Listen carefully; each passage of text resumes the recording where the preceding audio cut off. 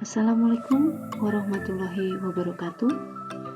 Kembali saya Erna Rayungsari akan memaparkan tugas mata kuliah Kajian Pengembangan Kurikulum Pendidikan Dasar. Kali ini akan memaparkan terkait dengan kajian dan analisis model pengembangan kurikulum. Dalam presentasi ini, saya akan menganalisis secara mendalam karakteristik dari 3 kurikulum utama yang diterapkan di sekolah dasar di Indonesia. Kurikulum Tingkat Satuan Pendidikan atau KTSP, Kurikulum 2013, dan Kurikulum Merdeka. Setiap kurikulum memiliki keunikan dan penekanan yang berbeda, sehingga penting untuk memahami esensi dari masing-masing model pengembangan kurikulum. Kurikulum KTSP. Kurikulum Tingkat Satuan Pendidikan adalah kurikulum yang dikembangkan dan dilaksanakan di Indonesia pada tahun 2006 hingga 2013. Kurikulum ini memberikan kewenangan yang luas kepada sekolah dan daerah untuk mengembangkan kurikulum sesuai dengan potensi, kebutuhan, dan karakteristik daerah masing-masing. Berikut model pengembangan kurikulum. Kurikulum KTSP menggunakan model pengembangan kurikulum yang bersifat desentralisasi, di mana sekolah memiliki otonomi yang lebih luas dalam mengembangkan kurikulumnya sesuai dengan kebutuhan dan karakteristik daerah masing-masing.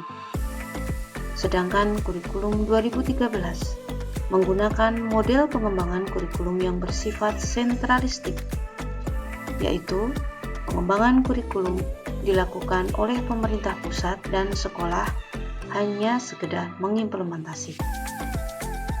Sedangkan kurikulum Merdeka menggunakan model pengembangan kurikulum yang lebih fleksibel dan partisipatif, yaitu sekolah dan guru memiliki kewenangan untuk mengembangkan kurikulum sesuai dengan kebutuhan dan karakteristik peserta didik. Selanjutnya, argumen dan alasan terkait dengan kurikulum KTSP. Kurikulum KTSP menggunakan model pengembangan kurikulum yang bersifat desentralisasi, di mana sekolah memiliki otonomi yang luas dalam mengembangkan dan mengimplementasikan kurikulum sesuai dengan kebutuhan dan kondisi masing-masing daerah. Dengan model ini, sekolah dapat lebih responsif terhadap perubahan lingkungan dan dapat mengakomodasi keunikan lokal.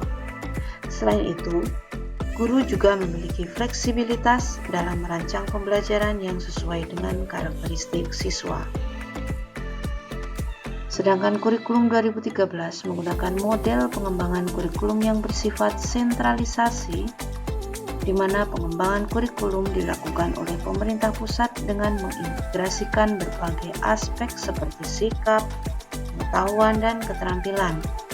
Model ini bertujuan untuk menciptakan standarisasi dan keselarasan dalam sistem pendidikan nasional. Namun dalam implementasinya, sekolah masih memiliki ruang untuk beradaptasi dengan kondisi lokal. Sebagai penguat argumen tersebut, bukti atau contoh pendukung dalam penerapan KTSP di sekolah dasar. Banyak sekolah dasar di Indonesia telah menerapkan kurikulum tingkat satuan pendidikan sejak tahun 2006. Sekolah ini memberikan kewenangan lebih besar pada guru untuk mengembangkan silabus dan materi pembelajaran yang sesuai dengan kebutuhan siswa. Keunggulan dari KTSP yang dianggap sebagai kurikulum yang lebih fleksibel dan responsif terhadap kebutuhan daerah.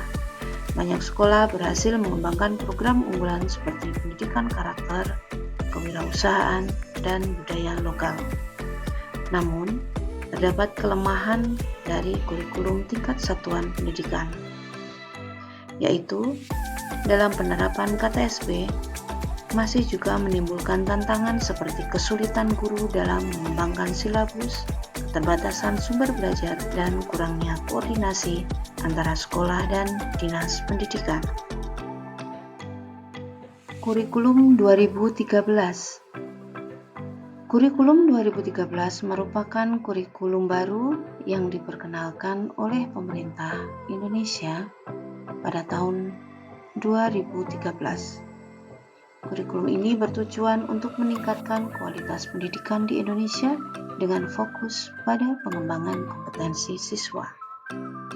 Model pengembangan kurikulum 2013 yaitu sentralistik, di mana kurikulum ini dikembangkan secara sentralistik oleh pemerintah pusat dengan melibatkan berbagai pemangku kepentingan di tingkat nasional. Selain itu, model pengembangannya berbasis penelitian, yaitu pengembangan kurikulum 2013 ini berdasarkan pada riset dan kajian mendalam mengenai kebutuhan dan tantangan pendidikan di Indonesia. Yang ketiga, model pengembangannya yaitu kolaboratif. Proses pengembangan kurikulum 2013 melibatkan kolaborasi antara pemerintah, akademisi, praktisi pendidikan, dan pemangku kepentingan lainnya. Penerapan kurikulum 2013 dalam pembelajaran yaitu berpusat pada siswa. Kurikulum 2013 menekankan pada pembelajaran yang berpusat pada siswa, di mana siswa didorong untuk aktif terlibat dalam proses belajar mengajar dan mengembangkan kemampuan berpikir kritis serta kreativitas mereka.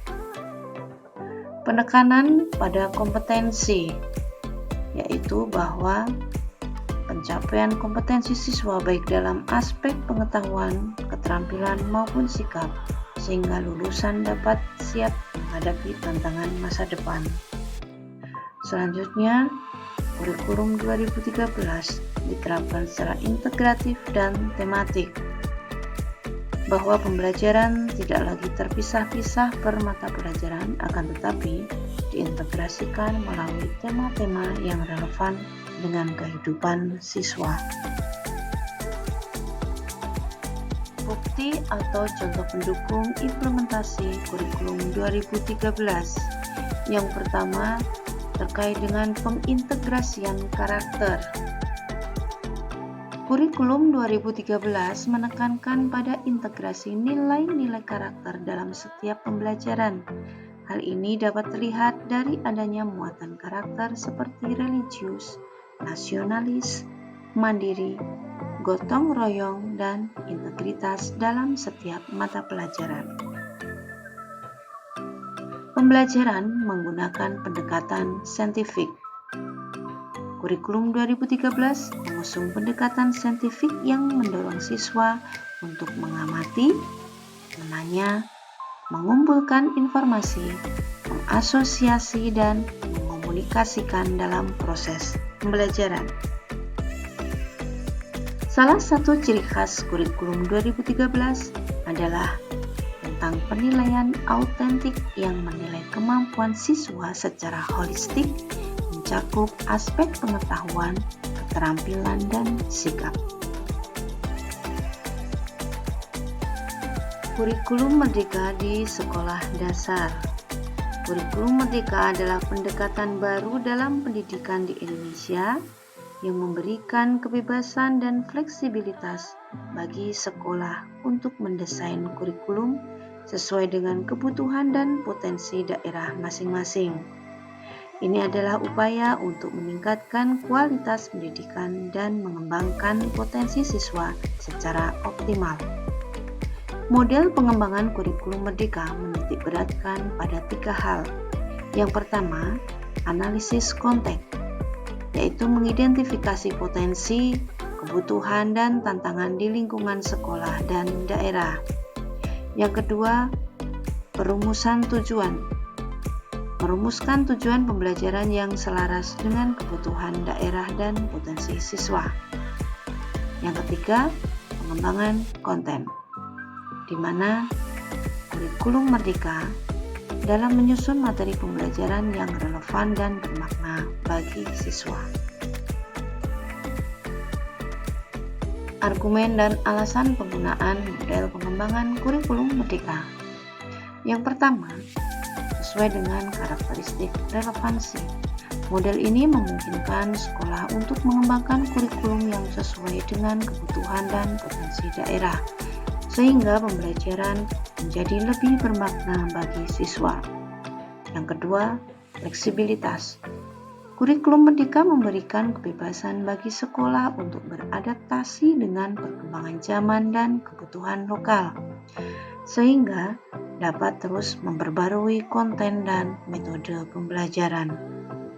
Yang ketiga, pengembangan potensi. Bahwa model ini mendorong sekolah untuk menggali dan mengembangkan potensi daerah sehingga dapat menjadi keunggulan dan kebanggaan lokal. Yang keempat, peningkatan kualitas. Dengan kurikulum yang sesuai kebutuhan, diharapkan dapat meningkatkan kualitas pendidikan dan kompetensi siswa secara optimal. Bukti dan contoh pendukung argumen implementasi kurikulum Merdeka. Yang pertama, ketersediaan kebijakan. Pemerintah telah mengeluarkan kebijakan kurikulum Merdeka sebagai panduan bagi sekolah. Yang kedua, peningkatan kompetensi guru. Adanya berbagai pelatihan dan pendampingan diberikan untuk mempersiapkan guru mengembangkan kurikulum Merdeka. Ketiga, dilihat dari antusiasme siswa. Siswa menunjukkan minat dan keterlibatan yang tinggi dalam pembelajaran yang lebih menarik dan bermakna. Dan keempat, adanya kolaborasi masyarakat, di mana sekolah bekerja sama dengan masyarakat untuk mengidentifikasi potensi daerah dan mengembangkan kurikulum. Adapun dampak penerapan kurikulum Merdeka di sekolah dasar, antara lain, yang pertama, peningkatan kualitas pembelajaran. Dengan pembelajaran yang lebih menarik, bermakna, dan relevan dengan kebutuhan siswa, maka kualitas pembelajaran dapat meningkat. Pengembangan potensi siswa. Dengan menerapkan kurikulum Merdeka di sekolah, siswa dapat mengembangkan kompetensi dan keterampilan sesuai dengan minat dan bakatnya. Selanjutnya, dalam peningkatan kepuasan pemangku kepentingan, di mana orang tua, masyarakat, dan pemangku kepentingan lainnya merasa puas dengan kualitas pendidikan di sekolah. Dari paparan tersebut dapat disimpulkan analisis karakteristik dari ketiga kurikulum yang diterapkan di sekolah dasar menunjukkan perbedaan yang signifikan dalam model pengembangan kurikulum. Berdasarkan temuan, kami menyarankan adopsi kurikulum Merdeka sebagai model yang paling sesuai untuk memenuhi kebutuhan siswa di era sekarang. Sekian paparan dari saya, ada kurang lebihnya mohon maaf dan masih mengharapkan saran serta kritik yang membangun. Terima kasih. Assalamualaikum warahmatullahi wabarakatuh.